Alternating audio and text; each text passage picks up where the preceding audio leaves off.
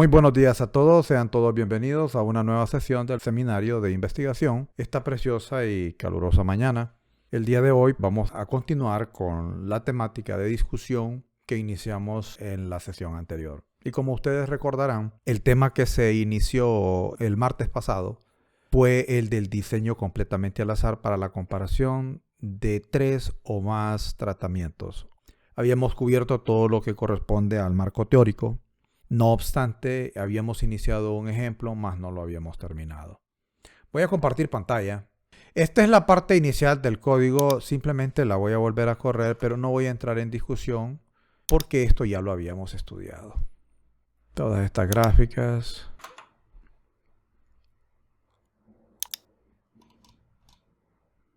Esta gráfica.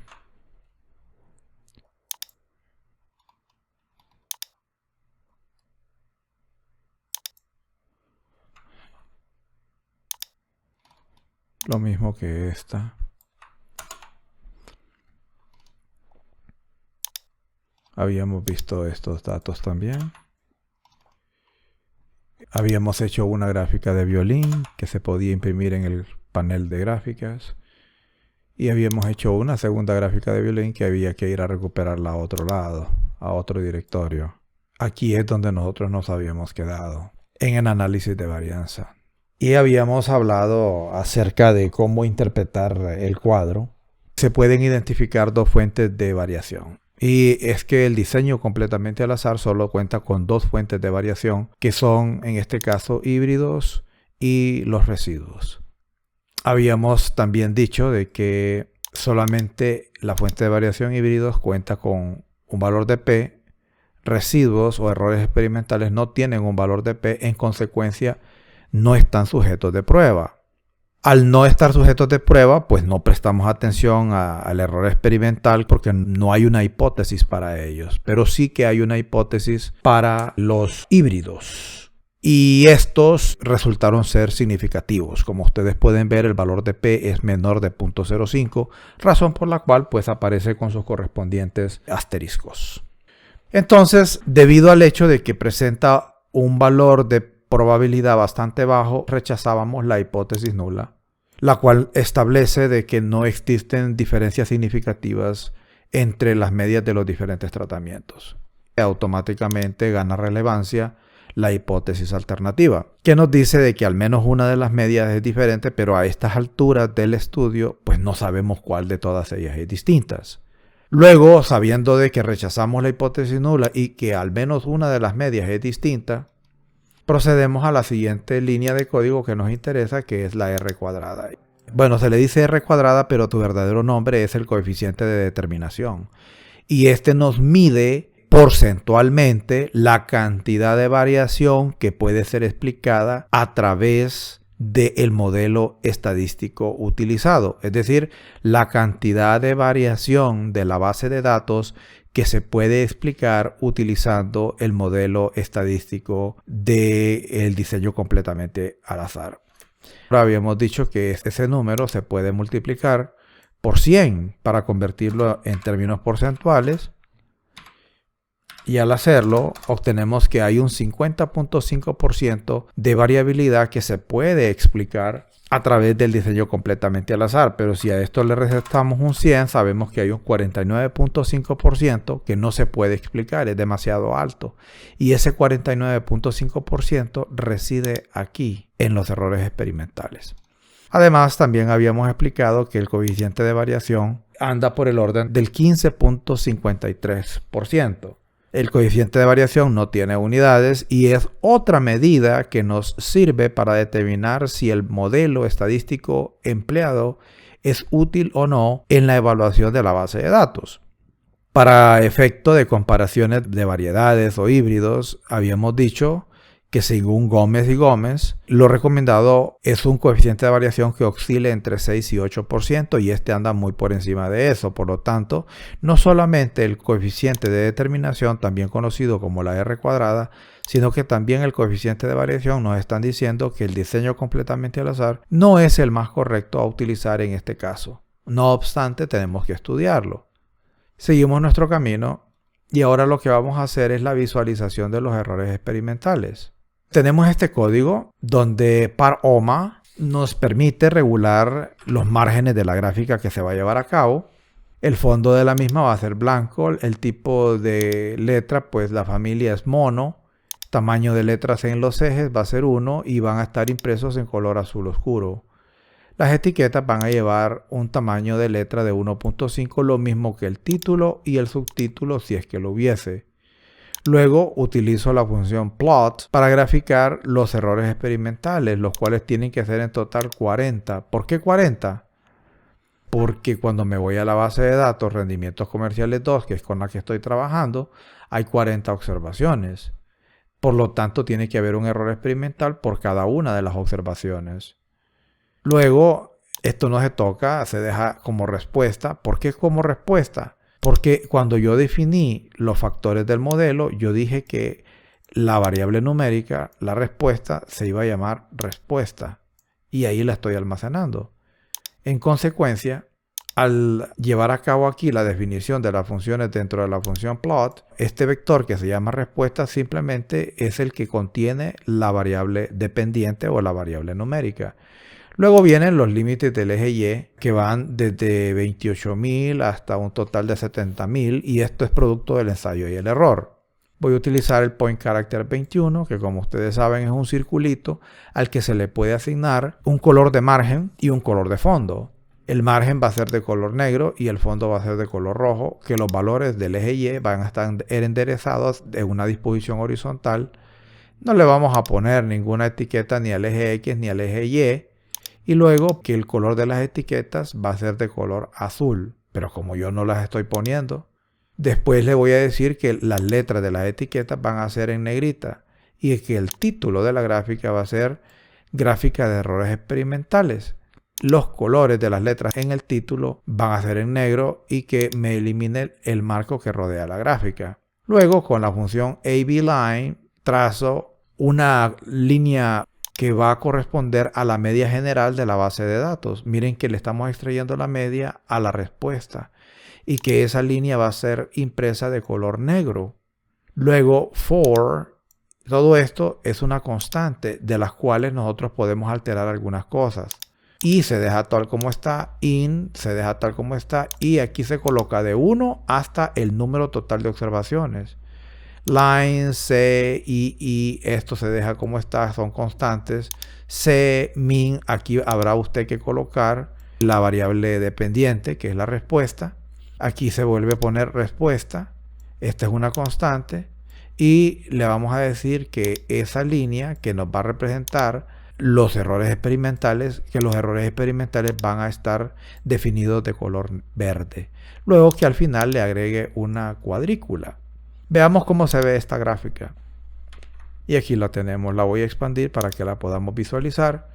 Miren, yo llegué hasta 70.000, obviamente pudimos haberlo dejado a la altura de 65.000, entonces la voy a repetir. Y vamos a graficarla nuevamente. Ahí se mira mejor. Sabemos obviamente que esta cuadrícula termina aquí a la altura de los 65.000. Lo que estamos observando en pantalla, cada uno de los puntos rojos es cada uno de los puntos que se encuentra presente en la base de datos. Luego pues la línea horizontal en negro, y es una línea horizontal porque cuando la graficamos le dijimos que iba a ser en una disposición horizontal. Para eso se refiere la H, y que esta va a ser la media de la respuesta. Es decir, si nos vamos a la base de datos con la que estamos trabajando, el programa agarró esta columna y sumó todos los valores y los dividió entre 40, y el resultado resultó ser la media general de la base de datos, que ya nosotros anteriormente la habíamos calculado y nos había arrojado que es de 43.090 y que tenía que tener una coloración negra. Al regresar a la gráfica, aquí está la coloración negra y es 43.090, anda por aquí. Entonces vemos que algunos puntos de la base de datos que están representados en colores rojos están por encima de la media general, mientras que otros se encuentran por debajo de la misma. Las líneas verdes que conectan los puntos rojos a la línea de la media general representan los errores experimentales. Cuando nosotros sustraemos el valor de cada dato de la media general, en el caso de aquellos que se encuentran ubicados en la parte de arriba de la media general, el residuo o el error experimental se torna un valor positivo. En cambio, cuando hacemos la misma operación con aquellos datos de la base de datos que se encuentran por debajo de la media general y los sustraemos de la media general, el residuo resulta ser negativo. En teoría, cuando hacemos la sumatoria de todos estos valores con estos valores, estos se cancelan. Esta es una forma gráfica de ver los errores experimentales, pero si lo que queremos ver son los errores experimentales en una lista, imprimo esto y aquí me los da y va desde 1 hasta un total de 40. ¿Por qué 40? Porque tenemos 40 observaciones. Algunos de estos errores van a ser positivos y otros negativos. Se sobreentiende que los negativos están por debajo de la media general, los positivos están por encima de la misma. Ahora vamos a ver de nuevo los residuos experimentales, pero graficados utilizando un histograma. Luego pues vengo, lo imprimo y lo expando para poderlo visualizar. Pudimos haberlo dejado en punto 55. Regreso a la mesa de diseño y para el eje Y le voy a poner 55. Pero esta vez cambiándolo de punto 6 a punto 55, lo corro y subió un poquito. Y esta gráfica de la distribución de los errores experimentales utilizando un histograma se utilizó utilizando el enfoque de Friedman-Diaconis. ¿Qué hubiese ocurrido si hubiéramos utilizado otro enfoque tal como Scott? Vengo, lo imprimo. Aquí lo tenemos. Quizás lo hubiéramos podido dejar en punto 5.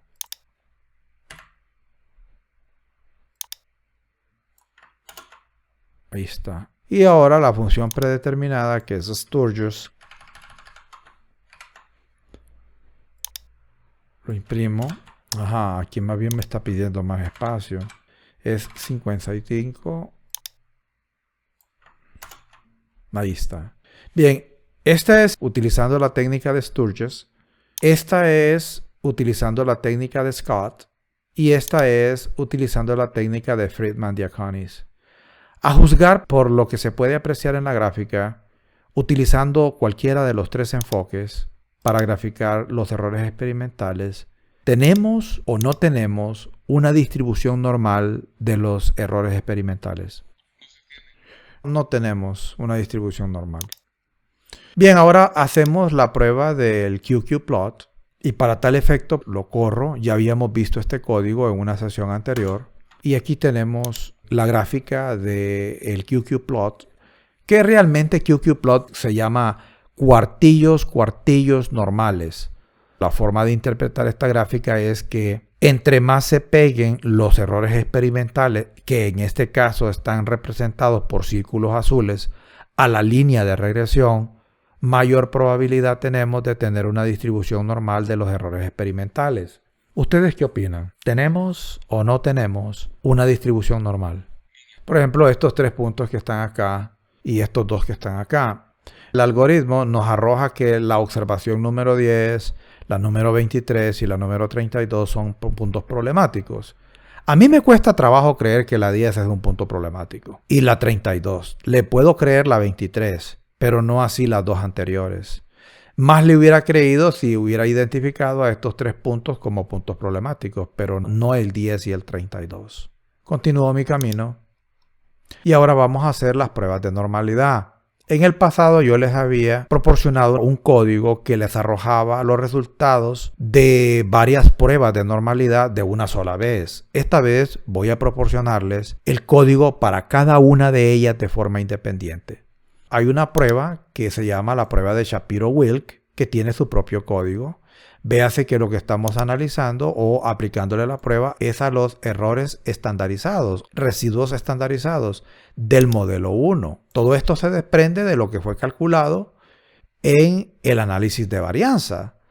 Recuerden que el análisis de varianza, hubo un momento que yo le pedí a él que me imprimiera los atributos del modelo. Se utilizó acá el linear model de la respuesta en función de los híbridos y se guardó en el modelo 1 y luego al modelo 1 le aplicamos el análisis de varianza. Bueno, Luego, con la función attributes, yo le pedí que me imprimiera cuáles habían sido los atributos que habían sido calculados de forma silenciosa, pero que el programa no los imprime a no ser que yo le diga que lo haga.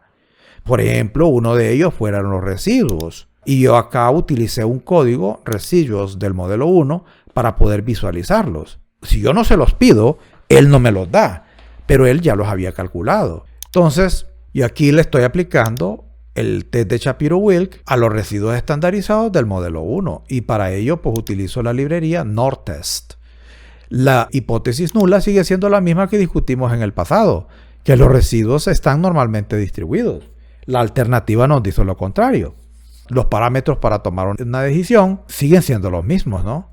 Si el valor de P es menor o igual a 0.05, entonces debemos rechazar la hipótesis nula en favor de la alternativa. Pero si el valor de P es superior a 0.05, no se puede rechazar. Pero antes de hacer esta prueba, yo les voy a preguntar, ¿cuál de las dos pruebas tenemos que usar? ¿La de Shapiro-Wilk o la prueba de Kolmogorov-Smirnov a partir del número de observaciones? Shapiro-Wilk. Bien, entonces corramos pues la prueba y aquí la tenemos. Y yo pregunto, a partir de este valor de probabilidad, ¿puedo o no puedo rechazar la hipótesis nula? No. No se puede, desde luego. Entonces, ¿qué significa eso? Que la hipótesis nula es válida. Que los errores estandarizados o los residuos estandarizados están normalmente distribuidos, que es el requisito de la prueba. Eso es lo que significa. Nos vamos a saltar estos códigos porque no son los que aplican. La siguiente prueba que vamos a hacer es la prueba de independencia de los errores experimentales, también conocida como la prueba de autocorrelación de Durbin-Watson, donde la hipótesis nula nos dice que los errores experimentales son independientes los unos de los otros. En cambio, la alternativa dice lo contrario, que están correlacionados. Para correr la prueba utilizamos la librería lmtest y le digo que me imprima estrictamente lo necesario. Luego aplico la prueba de Durbin-Watson a modelo 1. Veamos cuál es el resultado.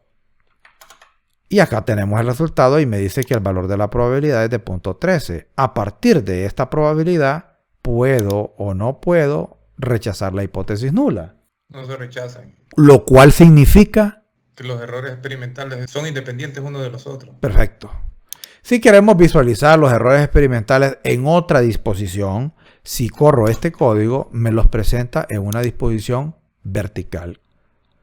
Bien, ahora vamos a las pruebas de homogeneidad de varianza, que en total son 4. Prueba de Levene, la prueba de Fleckner-Killen, la prueba de Bartlett y finalmente tenemos la prueba de varianzas no constantes.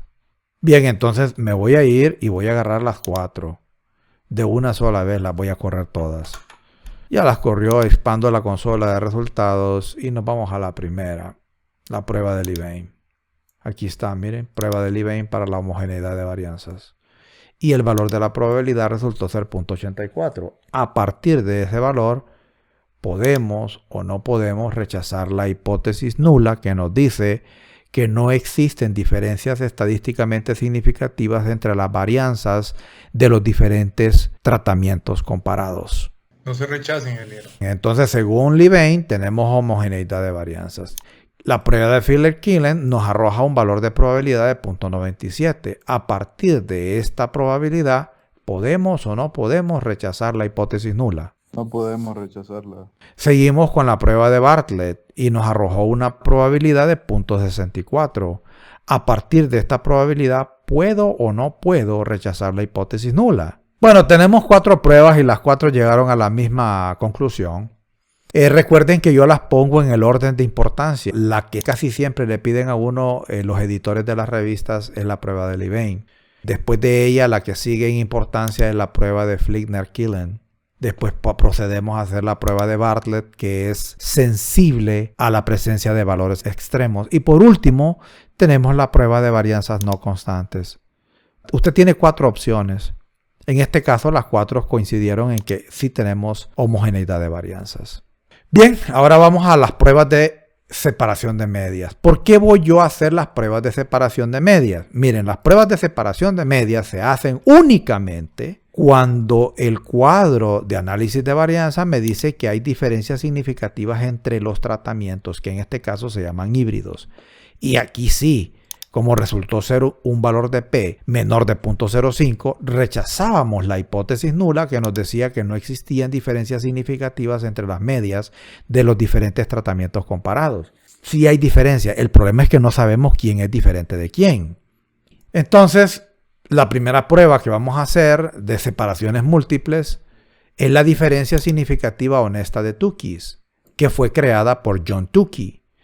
Véase que para correr la prueba utilizamos la librería Agricolae y la prueba honesta significativa de Tukey's aplicada al modelo 1, aplicada a los híbridos. El título de la obra es Comparación de híbridos de cebollas amarillas, porque son cebollas amarillas las que estamos comparando.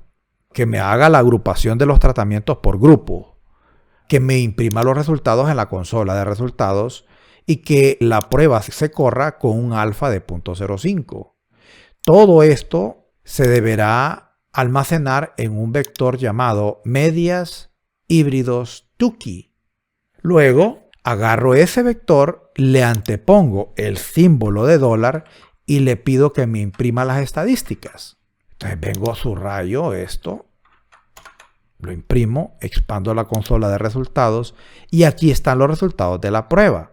Aquí me dice comparación de híbridos de cebollas amarillas, que la prueba que se utilizó es la prueba honesta significativa de Tukey's. Esta columna acá están los híbridos y por acá están las medias. Y en efecto, aquí están los nombres de los diferentes híbridos, que son un total de 10. La respuesta, recuerden ustedes, es la media de cada híbrido. Aquí están. Pero si ustedes observan, estas medias no están organizadas de menor a mayor o viceversa. La siguiente columna corresponde a la desviación estándar. La siguiente columna corresponde al número de repeticiones por tratamiento. La siguiente columna corresponde a los valores mínimos de cada tratamiento y valores máximos de cada tratamiento. Pero realmente lo que a mí me interesa es este cuadrito de aquí. Aquellos tratamientos con la misma letra no son significativamente distintos. De tal manera pues que aquí tenemos los tratamientos, aquí tenemos sus medias y aquí aparece la agrupación según la prueba de diferencia significativa honesta de Tukey. ¿A qué se refiere con esa agrupación? Pues lo que dice aquí en esta sentencia, que aquellos tratamientos que comparten la misma letra o el mismo juego de letras no son estadísticamente distintos. De tal manera que Yellow Granex es el único que aparece con la letra A. En consecuencia, no hay otro tratamiento que sea estadísticamente similar a él. Él es estadísticamente distinto a todos los demás porque solamente él porta la letra A. Luego, pues desde Kalahari hasta el tratamiento Martin, todos ellos portan el juego de letras AB. Me está diciendo es de que según la prueba honesta significativa de Tukey, no hay diferencias significativas entre estos tratamientos. Y finalmente, Alfa Tropical y ADA 781 tampoco son estadísticamente distintos. De nuevo, el hecho de que dos tratamientos no sean estadísticamente distintos no significa que tengan la misma media. Acuérdense que las diferencias significativas en estadísticas no implican igualdades matemáticas. Véase que Alfa Tropical, la media de producción es ligeramente superior a lo observado para ADA 781. No obstante, Tukey's no encontró diferencias significativas entre ambas. Por otro lado, véase que en la forma en que se me presentan las medias en este cuadro, están organizadas de mayor a menor. Por otro lado, también me proporciona con el coeficiente de variación y me dice que fue de 15.53 para este análisis.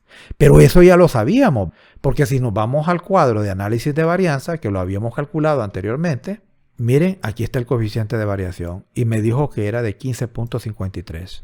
Bueno, regreso acá. Hay otros datos que ahí se mencionan, pero realmente lo importante va desde aquí y este punto de acá, pero ese es un dato casi como redundante porque ya lo habíamos calculado. Ahora vamos a hacer la prueba de Tukey's utilizando un gráfico de barras. Lo primero que hago es que utilizo la función paroma para definir los márgenes de la gráfica.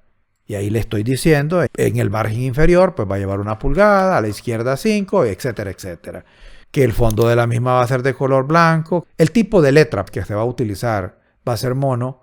El tamaño de las letras en los ejes va a ser de 1, que los textos de los ejes van a estar impresos en color azul oscuro, que las etiquetas del eje X y el eje Y, si es que las llevasen, van a tener un tamaño de 1.5, que la etiqueta del título principal, así como del subtítulo, si es que lo hubieran, también va a ser de 1.5. Y luego miren que me haga una gráfica de barra con los grupos.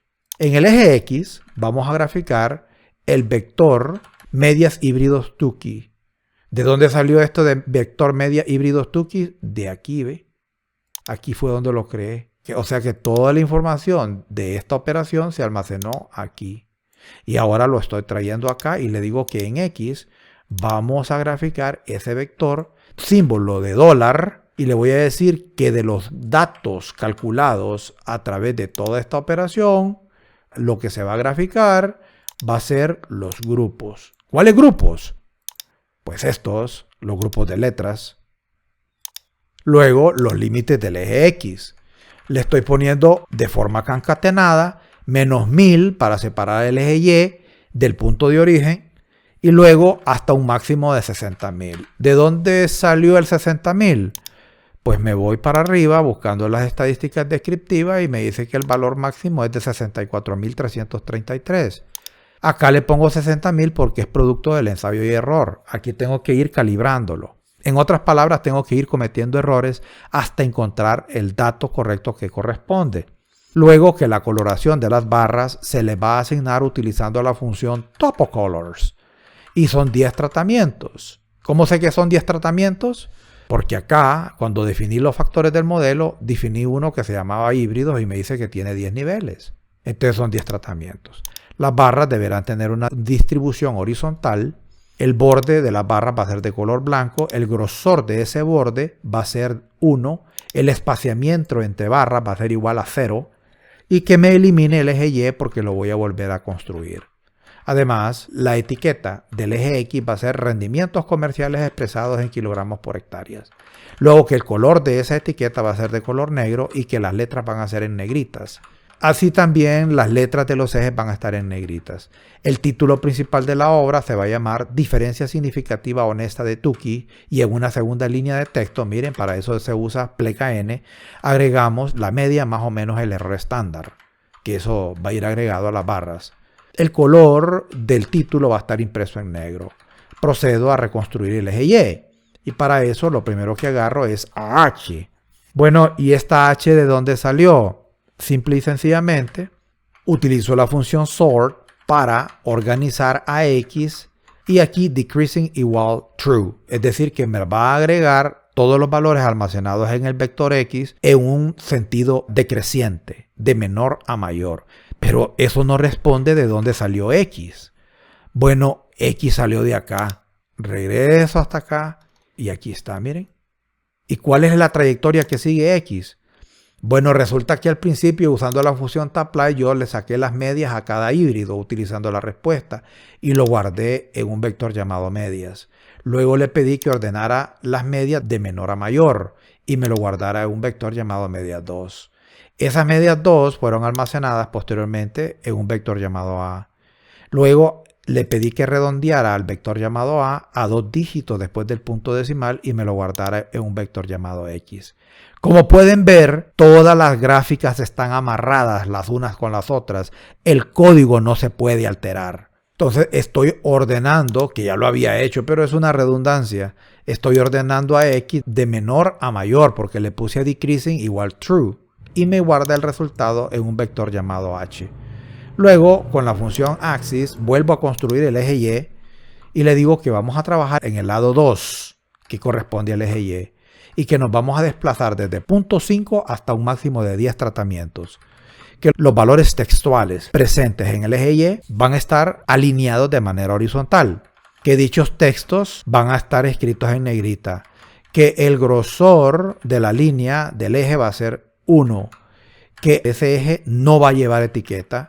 Después que los textos asignados al eje Y van a ser extraídos del vector H. que está aquí y que ya sabemos cuál es su origen. Y luego, coma, abrimos comillas, dejamos un espacio muerto, pleca n para tirar una segunda línea de texto y luego agregamos esto que es una constante que me permite imprimir el número de repeticiones o observaciones por tratamiento.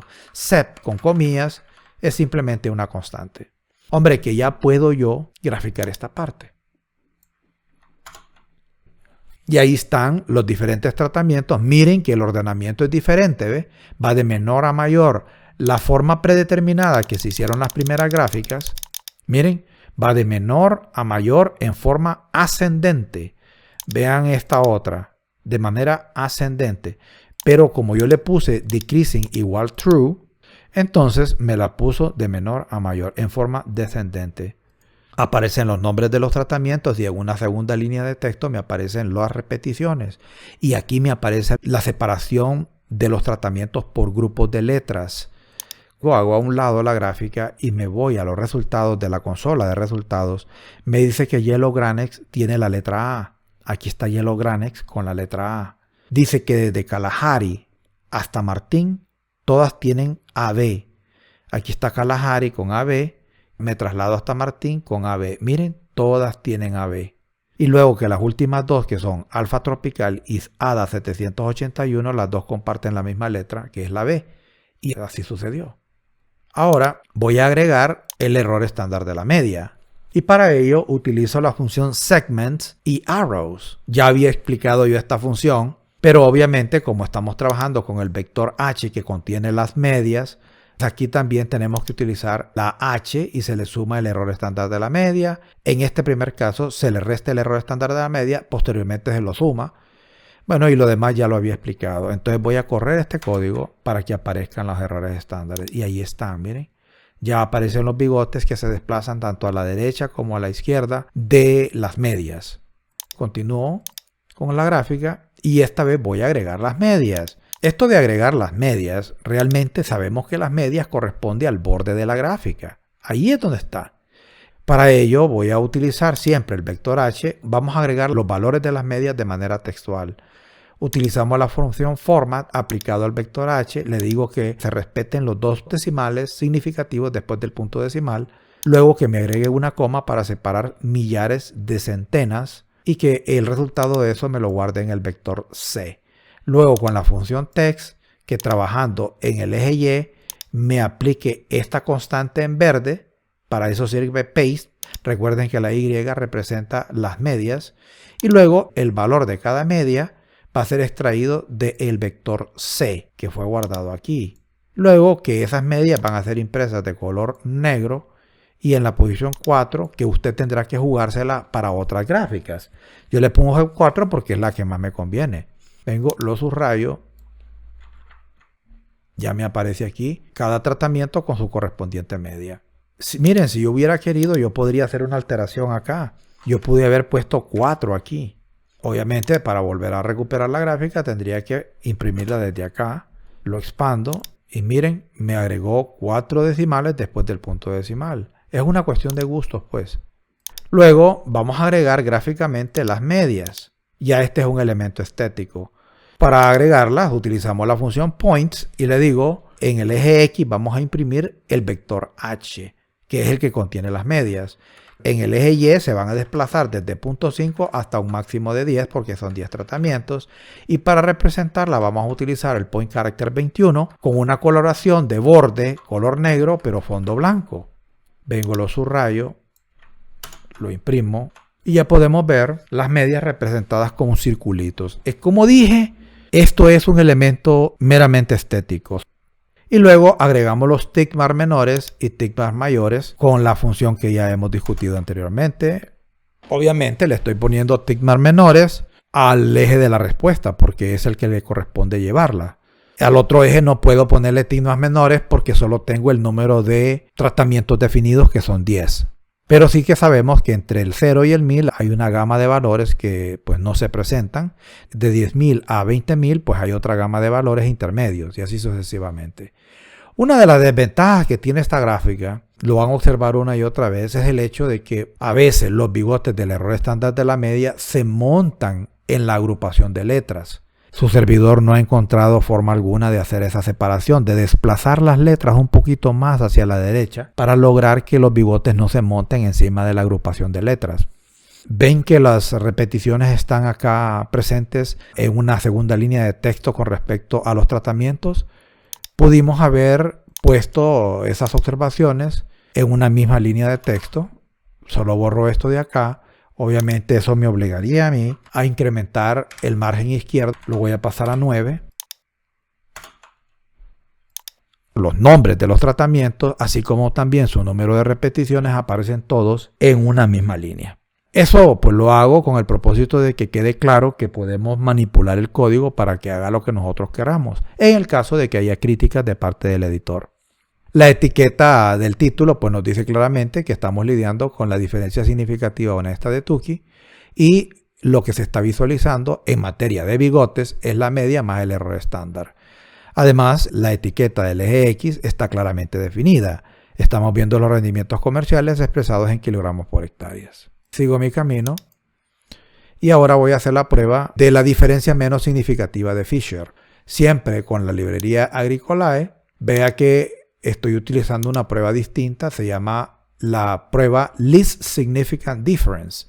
Aquí simplemente hice la traducción, que en el eje Y vamos a graficar el modelo 1. Los tratamientos son híbridos. Dependiendo de lo que usted optó ponerle, usted lo va a cambiar a otra cosa, pero yo a los tratamientos opté por llamarlos híbridos. Luego que el título de este análisis va a ser comparación de híbridos de cebollas amarillas. Luego que me agrupe los tratamientos y que me imprima los resultados en la consola de resultados.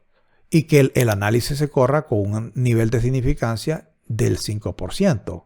Y que todo eso sea guardado en un vector llamado medias híbridos Fisher. Véase que comparado con el análisis anterior, lo que yo estoy cambiando es simplemente la terminación. Aquí era Tukey, aquí es Fisher. Luego, utilizando el vector media híbridos Fisher, símbolo de dólar, le digo que me imprima las estadísticas. Lo subrayo, lo corro y me arroja el siguiente resultado. Me dice que la prueba se llama comparación de híbridos de cebollas amarillas. Me da un cuadro donde aparecen los nombres de los diferentes tratamientos, sus medias, su desviación estándar, número de repeticiones, valor mínimos y máximos. Y esto tiene que ver con los valores de intervalo de confianza calculado al 95%. Este es el límite inferior y el otro es el límite superior. Véase que esto de la L significa lower y esto de la U significa upper. Entonces es el extremo inferior y el extremo superior del intervalo de confianza al 95%. Además, como en la prueba anterior, las medias de los diferentes tratamientos no están organizadas de forma ascendente o descendente. No obstante, lo que a nosotros nos interesa está acá. Véase que la leyenda dice que aquellos tratamientos que comparten la misma letra o juego de letras no son estadísticamente diferentes las unas de las otras. La prueba de Fisher encontró más diferencias que lo que hizo Tukey. Las medias de los tratamientos están organizadas, al igual que en la prueba anterior, de mayor a menor en un sentido descendente. Pero hay una agrupación utilizando la convención de letras un tanto diferente observada a la anterior. A Yellow Granite la siguen ubicando de manera aislada. Luego a Kalahari y Apollo dice que no se encontraron diferencias significativas entre ellas dos, pero las dos son estadísticamente distintas a todas las demás. Serengeti es significativamente diferente a todas las demás, y lo mismo se puede decir respecto a Amazon. También lo mismo se puede decir con Ponderosa, es estadísticamente distinta a todas las demás. Lo mismo se dice de IPAS 2. La misma conclusión llegamos con respecto a Martín, a Alfa Tropical y a ADA 781. Básicamente solo estas dos no fueron estadísticamente distintas la una de la otra. De ahí todas las demás son estadísticamente diferentes la una de las otras. De nuevo, el coeficiente de variación es proporcionado, que debería ser el mismo. Ahora vamos a ver esta misma prueba, pero con un enfoque gráfico. Véase que estoy acá en X, medias híbridos Fisher. Todo lo que cambié fue la palabra Fisher Acá se utilizaba la palabra Tukey porque era la prueba de Tukey. Aquí tengo que utilizar la palabra Fisher porque lo que estoy corriendo es la prueba de Fisher. Y lo que vamos a imprimir son los grupos. De ahí, todo lo demás es idéntico, excepto que en el título de la obra voy a colocar algo distinto. En la anterior se llamaba la diferencia significativa honesta de Tukey, aquí se llama diferencias menos significativas de Fisher. Pero en una segunda línea de texto lo mismo, estoy graficando el error estándar. Lo subrayo. Como pueden ver, voy a hacer esto a un lado, a un costado. Esto es lo que nos interesa. Véase que Yellow Granex, de acuerdo con la prueba menos significativa de Fisher, resultó tener la letra A. Aquí está, ¿ve? Véase que Kalahari y Apollo comparten A y B. Mire, Kalahari, Apollo, A y B. Luego Serengeti, ABC. Serengeti, ABC. Amazon es ABCD. Aquí aparece, miren. Y así sucesivamente con todas las demás. De nuevo, como en el caso de Martín, pueden ver ustedes cómo el bigote se monta encima de la convención de letras y su servidor no sabe cómo desplazar las letras un poquito más hacia la derecha para evitar que esto ocurra. Puede ser que se convierta en una crítica de parte del editor, puede ser que no le diga nada. En el peor de los casos le va a decir quite los bigotes del error estándar de la media para que esto no ocurra. Continuamos. Y vamos a hacer la prueba de comparaciones múltiples de Duncan. En las comparaciones múltiples de Duncan, utilizamos la prueba de Duncan. Le decimos que en el eje Y vamos a graficar al modelo 1 y que en este caso los tratamientos van a ser híbridos. Se parece al anterior. El título va a ser comparación de híbridos de cebollas amarillas. Que me agrupe los tratamientos en grupos. ¿En grupos de qué? En grupos de letras. El resultado es que lo imprima en la consola y que en la prueba se corra al 5%. ¿Qué otras alfas pude haber utilizado? Porque desde luego nos da la función alfa es porque puedo modificar el nivel de significancia. 0.1 y 0.01. Exacto. Todo este análisis se va a guardar en un vector llamado medias híbridos Duncan. Miren que lo que cambié fue simplemente la prueba de Duncan. Lo anterior es igual. Y luego escribo ese vector acá y con el signo de dólar le digo que me imprima las estadísticas, los resultados de la prueba. Pues lo subrayo, lo imprimo. Me dice que el estudio se llama comparación de híbridos de cebollas amarillas, que estamos corriendo la prueba de rango múltiple de Duncan. De nuevo me da todos los tratamientos con sus medias, desviación estándar, número de repeticiones, valores mínimos y máximos. Estas medias no están organizadas de menor a mayor o viceversa. En la parte de abajo, aquellas medias que comparten la misma letra o el mismo juego de letras no son significativamente distintas. Conforme a la prueba del rango múltiple de Duncan, Yellow Granex sobresale como única. Ella es completamente diferente a todas las demás. Kalahari también se puede decir lo mismo, porque ningún otro tratamiento comparte el mismo juego de letras. Lo mismo se puede decir de Apollo. Lo mismo se puede decir de Serengeti. Pero no se hallaron diferencias significativas entre Amazon y Ponderosa. Y de ahí todas las demás son estadísticamente distintas de todas las demás. De nuevo me proporciona el coeficiente de variación que ya lo conocíamos. Ahora vamos a ver esta misma prueba pero con un enfoque gráfico. Véase que estoy usando el mismo código en una gráfica de barras y lo único que estoy cambiando es que en el eje X voy a graficar, miren, el vector medias híbridos Duncan $groups. Yo lo que voy cambiando es este vector que creé originalmente, es lo único que cambia. O sea que el mismo código se puede cambiar una y otra vez para diferentes pruebas. Y obviamente el título principal de la obra tiene que cambiar, porque la prueba cambia. Y en este caso se va a llamar prueba de rango múltiple de Duncan. Vengo, lo subrayo y aquí me aparece la prueba. Haciéndola a un costado y revisando los resultados de la prueba de Duncan, si ustedes empiezan a comparar esto, van a encontrar que es lo mismo que esto, nada más que en sentido inverso. Seguimos a la última prueba, que es la prueba de Student Newman Skill. Siempre corremos con la librería Agricolae y estamos corriendo la prueba de Student Newman Skills. En el modelo 1, híbridos, el nombre de los tratamientos, comparación de híbridos de cebollas amarillas, que me agrupe los tratamientos en grupos, que me imprima los resultados en la consola y que me utilice un nivel de significancia del 5%. Luego, todo eso se guarda en este vector y agarro ese mismo vector anteponiéndole el símbolo de dólar y statistics para que me imprima los resultados de la prueba. Lo subrayo, le digo que los imprima y aquí está. Me dice que el título de la evaluación se llama Comparación de híbridos de cebollas amarillas, que estoy trabajando con la prueba de Student Newman Skills. Aquí me aparecen pues, los tratamientos con sus medias, desviación estándar, número de repeticiones, valores mínimos y máximos. Y luego acá me los organiza de menor a mayor, en cuanto a las medias se refiere. Y aquí aparecen la agrupación de los tratamientos con la convención de letras. De nuevo, aquellas medias que comparten la misma letra o conjunto de letras no son estadísticamente distintas las unas de las otras. Yellow Granite sobresale siendo estadísticamente distinta a todas las demás.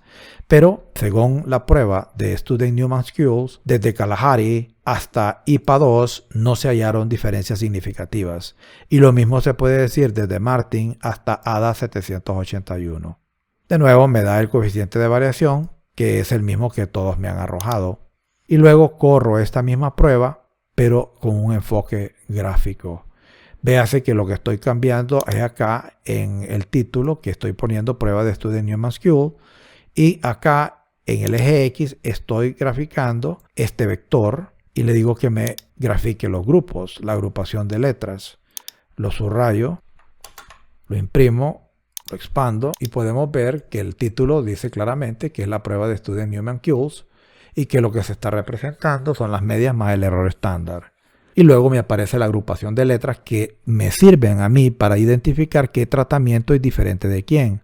Estadísticamente hablando, sabemos que estas tres pues, no son estadísticamente distintas y que desde IPA 2 hasta Kalahari estadísticamente no se hallaron diferencias entre ellas. Pero sí, Yellow Granite sobresale porque está sola y es estadísticamente distinta a todas las demás. Obviamente, como ustedes pueden ver en el código, yo estoy dejando acá en azul como texto el pedacito de código que me ayuda a mí a aumentar la resolución de la gráfica para efectos de publicación y siempre lo termino con debug cuando yo activo esta línea de código. Ya lo habíamos discutido anteriormente. Finalmente tenemos la función detach.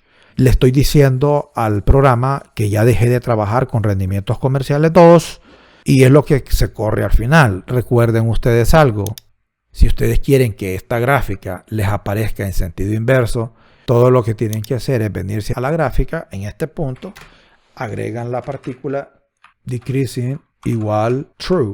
Y ya podemos graficar y nos tiene que salir en sentido inverso. Ahora está de menor a mayor.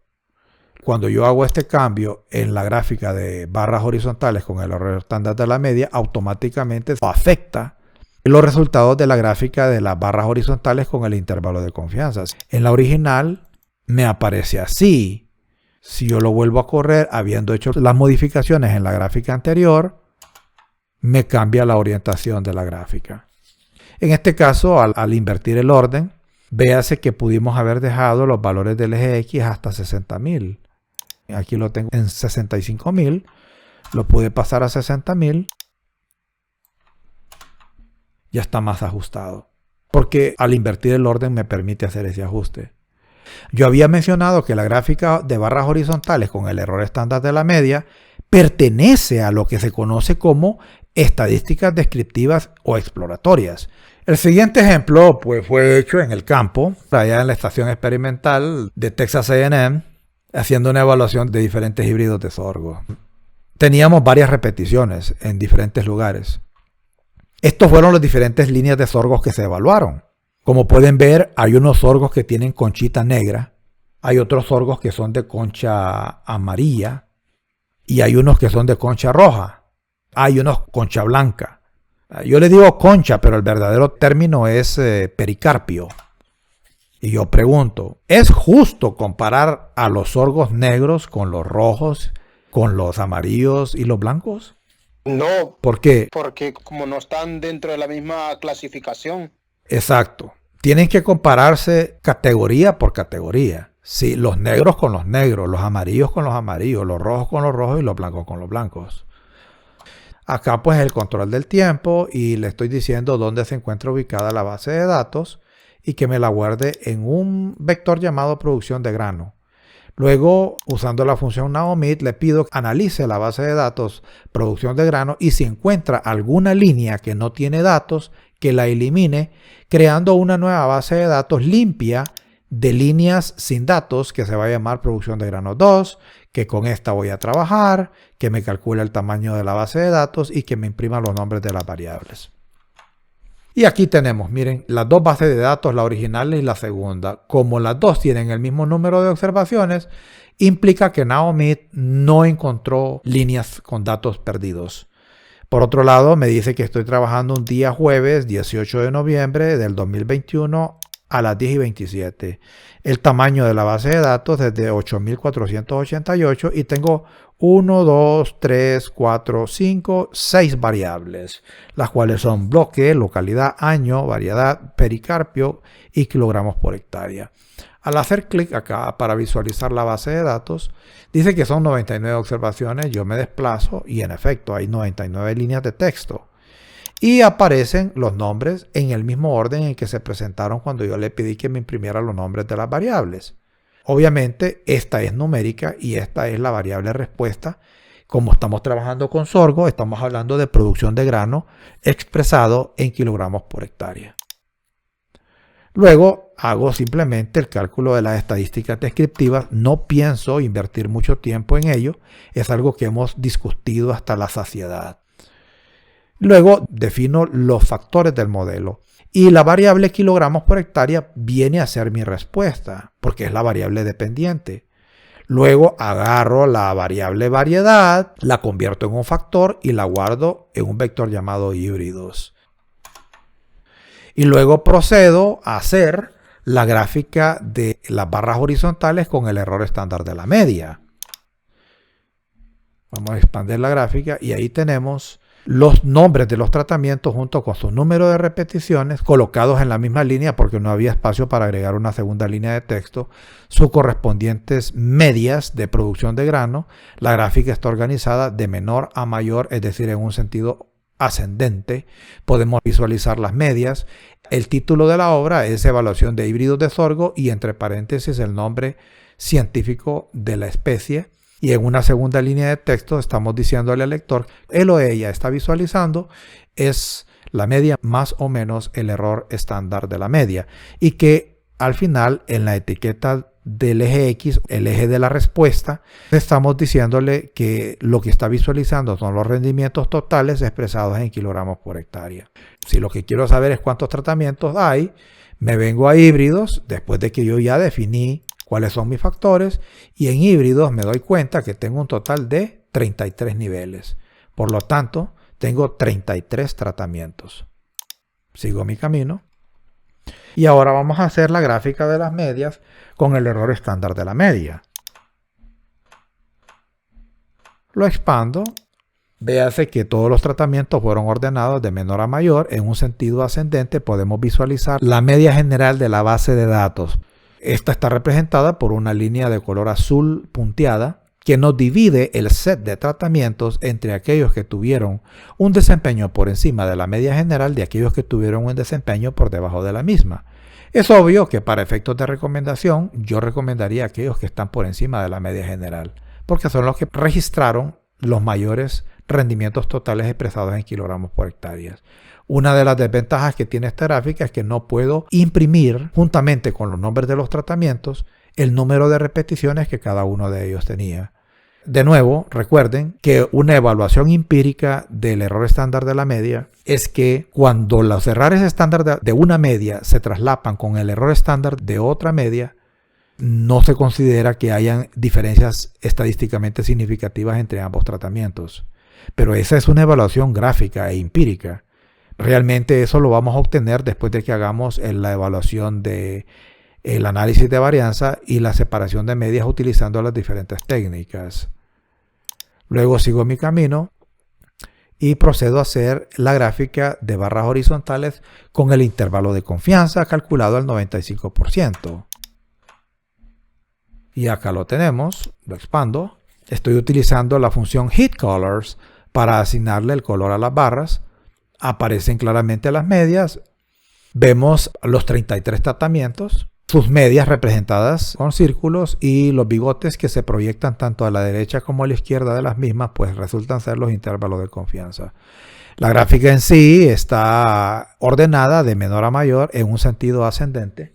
Podemos ver en el costado izquierdo los nombres de los tratamientos, así como su número de repeticiones. Y el eje de las X está siendo utilizado para representar la respuesta, que en este caso son rendimientos totales expresados en kilogramos por hectárea. El título de la gráfica sigue siendo la misma, evaluación de híbridos de sorgo, su nombre científico. En la segunda línea de texto, pues la media más o menos el intervalo de confianza. Continúo mi camino y procedemos a hacer el diagrama de cajas. Miren que voy a dejar el grid por fuera. Y aquí tenemos en el costado izquierdo los 33 tratamientos con su número de repeticiones. Vemos que el título de la obra dice claramente que se trata de una evaluación de híbridos de sorgo. También vemos que los diagramas de caja fueron ordenados de menor a mayor, es decir, en un sentido ascendente para poder encontrar un patrón, una tendencia. Pero este ordenamiento se llevó a cabo no a partir de las medianas, sino que de las medias. Si son observadores, van a observar que las medianas no están organizadas de menor a mayor. Lo que sí sigue un desplazamiento de menor a mayor son las medias representadas por los circulitos de borde rojo, fondo blanco. Y yo pregunto, a partir de lo que se puede apreciar en la gráfica, podríamos decir que los tratamientos tienen una distribución normal de todas sus observaciones. No, ingeniero. No están distribuidos normalmente. Si lo que quiero saber son los valores de cada uno de los elementos de esta gráfica, pues corro los códigos correspondientes para recuperar dichos valores. Y aquí puedo recuperar las medianas, las medias de cada tratamiento y los cuartillos.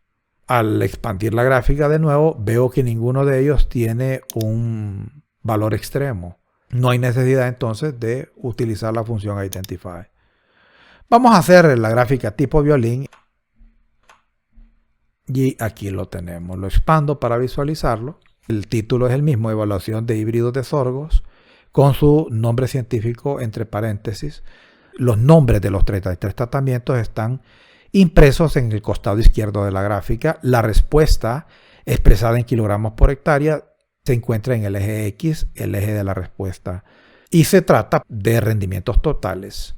Luego se puede apreciar que todos los tratamientos fueron organizados de menor a mayor a partir de las medias. También vemos la media general de la población de datos representada como una línea punteada de color negro que nos separa el set de tratamientos entre aquellos que tuvieron un desempeño por encima de la media general de aquellos que tuvieron un desempeño por debajo de la misma. Y como había mencionado yo, estas gráficas de violines realmente son dos gráficas en unas. ¿Podría alguno de ustedes decirme por qué? Está la gráfica de cajas incrustada en los violines. Hay un diagrama de cajas que está metido en cada violín. Y los violines en sí son los gruesos, los que tienen el color. En este caso amarillo, por aquí se va tornando rojo, donde se puede apreciar la mediana, el primer cuartillo, el tercer cuartillo y el punto mínimo y máximo. Son dos gráficas dentro de una. Tenemos la gráfica tipo violín, que la vamos a correr, pero para poder recuperar esta gráfica, pues nos vemos obligados a irnos a otro directorio, aquí a documentos, aquí está. La vamos a abrir con Photoshop.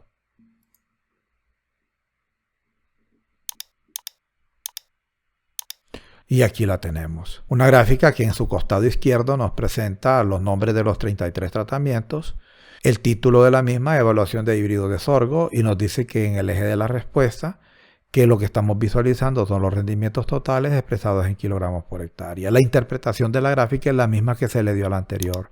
¿Qué diferencia tiene esta con respecto a la gráfica anterior? Pues sencillo, que si yo me vengo acá y elimino esta línea de código, y lo vuelvo a correr, la vuelvo a abrir, Me va a pedir una actualización de la gráfica, le digo que sí, y me imprime en el costado derecho una leyenda de todos los componentes de la gráfica, que a opinión de algunos sería completamente irrelevante porque nos proporcionan los nombres de los tratamientos, cosa que ya lo sabemos. Sabemos también que las medias están representadas con cuadritos rojos, además de consume o abarca una significativa espacio que debería estar dedicado a la gráfica. ¿Cómo lo quiere? ¿Con leyenda o sin leyenda? Usted decida. Llegamos finalmente al análisis de varianza. Estamos sometiendo a hipótesis a los híbridos. En este tipo de diseño experimental solo tenemos dos fuentes de variación, que son, en este caso, la variación debido a los híbridos y la variación debido al error experimental. En la hipótesis nula decimos que no existen diferencias estadísticamente significativas entre las medias de los 33 tratamientos, pero la alternativa nos dice que al menos una es distinta. El modelo que estamos utilizando nos dice que la respuesta es igual al intercepto o media de la población de datos más el efecto de los tratamientos más el error experimental. Estas son nuestras dos fuentes de variación.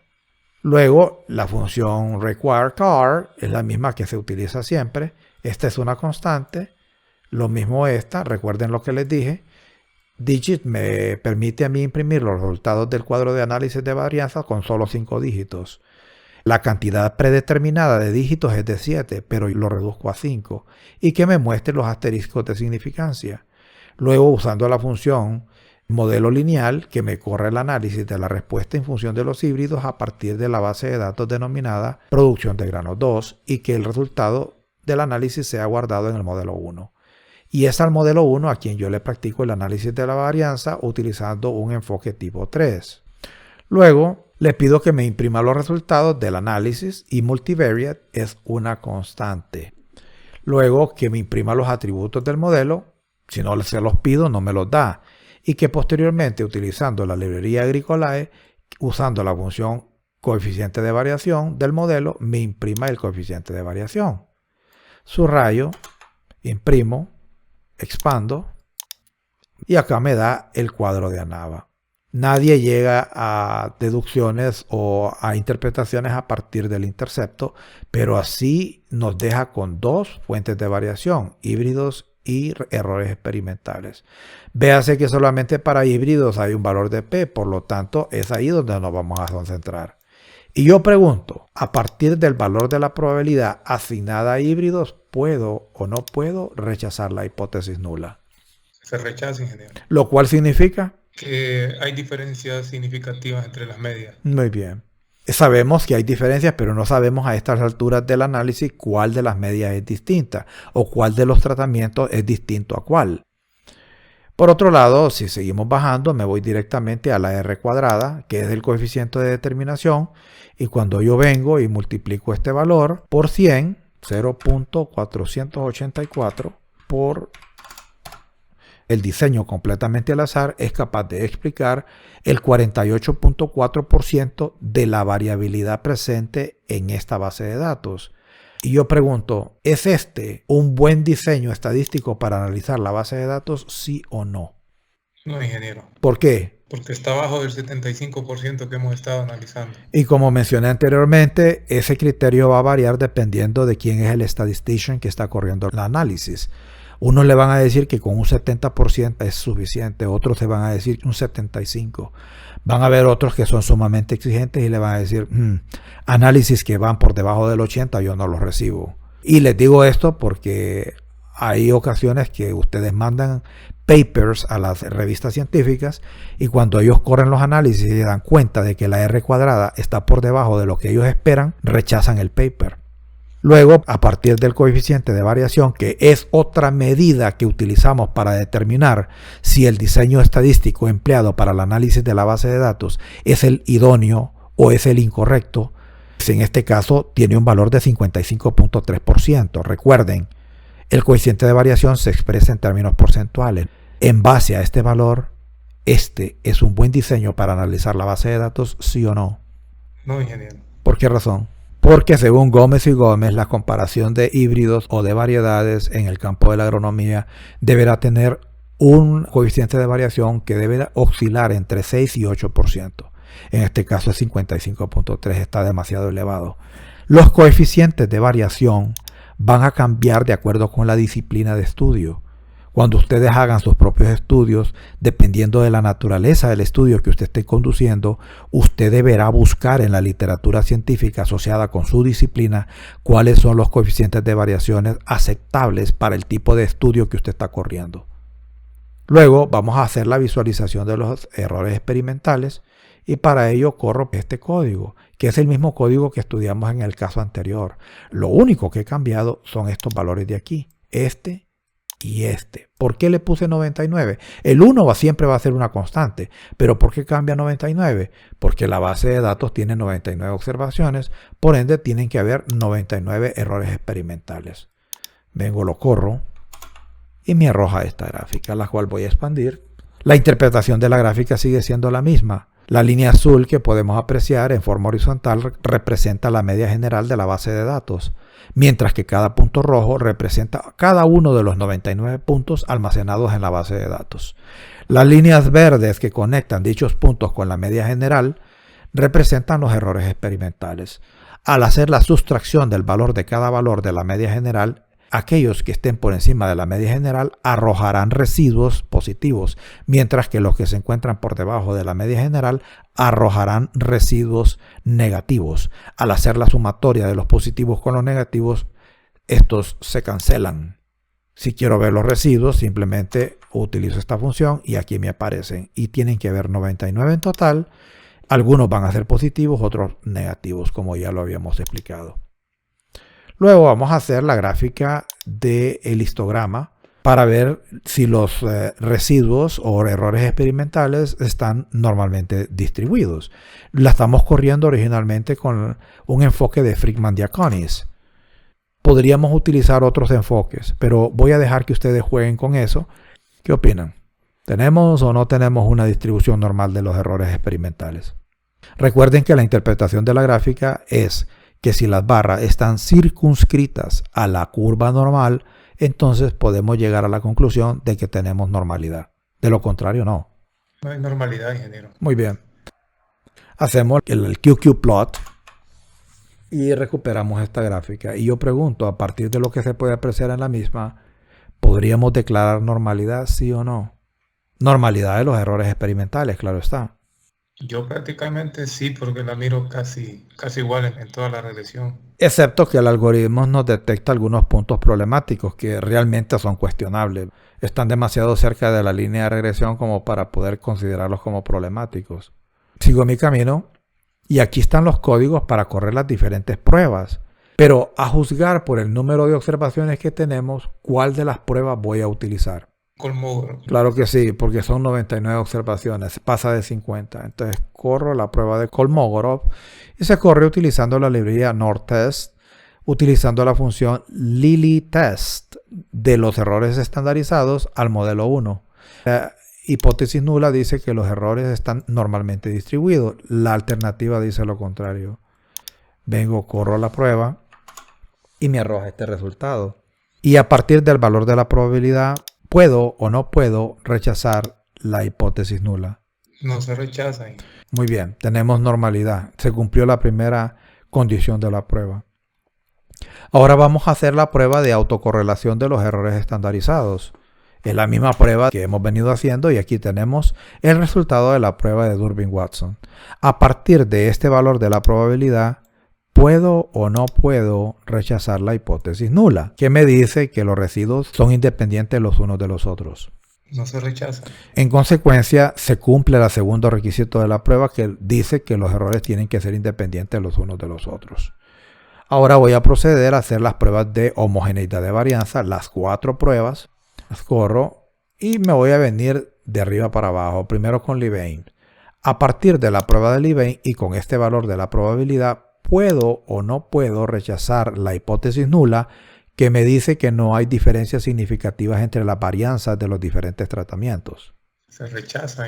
Muy bien. Y a partir de la prueba de Flickner-Killen, a partir de este valor de probabilidad, ¿puedo o no puedo rechazar la hipótesis nula? No se rechaza. No se rechaza. Luego en la prueba de Bartlett obtuvimos este valor de probabilidad. ¿Puedo o no puedo rechazar la hipótesis nula? Tampoco, no se rechaza. Finalmente llegamos a la prueba de varianzas no constantes y nos arroja este valor de probabilidad. A partir del mismo, ¿puedo o no puedo rechazar la hipótesis nula? Tampoco, no se rechaza. Muy bien, tenemos 3 pruebas que dicen que tenemos homogeneidad de varianzas. Tenemos una que nos dice que no. ¿Qué hago en este caso? Solo se puede reportar una prueba, recuérdenlo. Cuando usted manda todos los resultados al editor, el editor le va a pedir la prueba de homogeneidad de varianza. Entonces yo no mandaría esto. Yo mandaría los resultados de esta prueba, que es la que sigue en importancia. O sea que mando lo que me conviene, pues. Y llegamos a las pruebas de separación de medias y vamos a hacer la primera prueba, que es la prueba de Tukey's. El título es comparación de híbridos de sorgo. De ahí toda la interpretación del código es el mismo. La voy a correr. Y aquí tenemos el resultado del análisis. Me dice que se llama prueba de comparación de híbridos de sorgo. Aquí me da las medias de los 33 tratamientos, pero no están organizadas de menor a mayor con su desviación estándar, número de repeticiones, valor mínimos y máximos. Lo que me interesa es esto de acá, donde dice que los tratamientos que comparten la misma letra o el mismo juego de letras no son estadísticamente diferentes las unas de las otras. Aquí sí, los tratamientos fueron organizados desde el más alto hasta el más bajo, en orden descendente. Y aquí tenemos la agrupación de letras que nos dicen qué tratamientos son distintos de los demás. Podemos ver que este tratamiento sobresale por encima de todos los demás. Él es estadísticamente diferente a cualquier otro.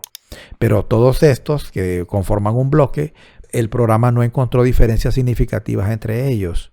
Y este está solo, este es diferente a todos los demás.